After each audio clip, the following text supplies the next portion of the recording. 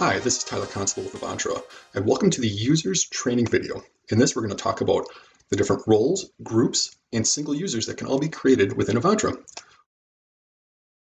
To go to our users, we'll select the administration user management. In here, you can see a set of users that have been created. To create a new user, we just select new and fill in the details as you would.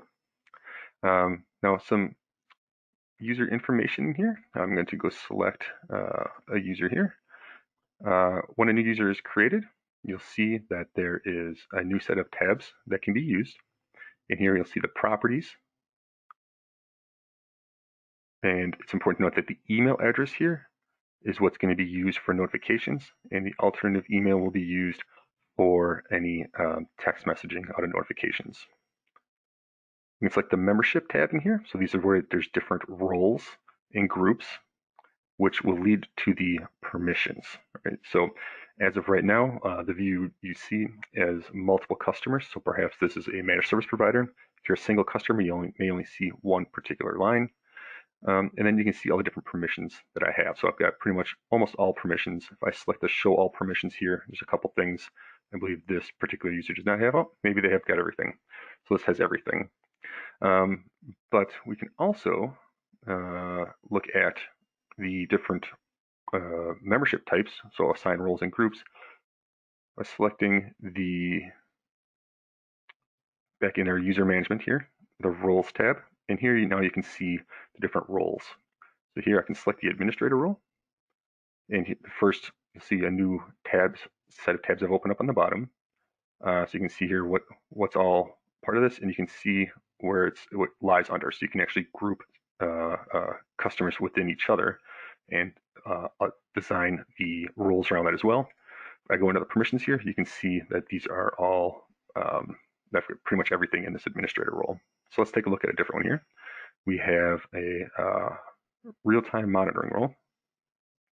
And here you can see there's a lot less permissions.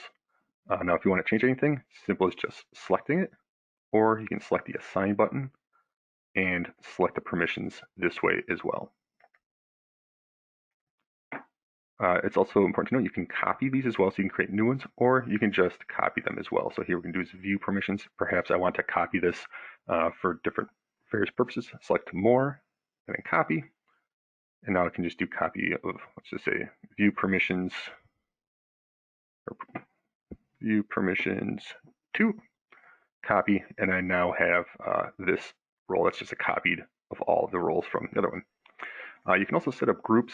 So if there's a reason why you would want to group different users and roles together, you can easily do that as well. That's more for management and tracking purposes.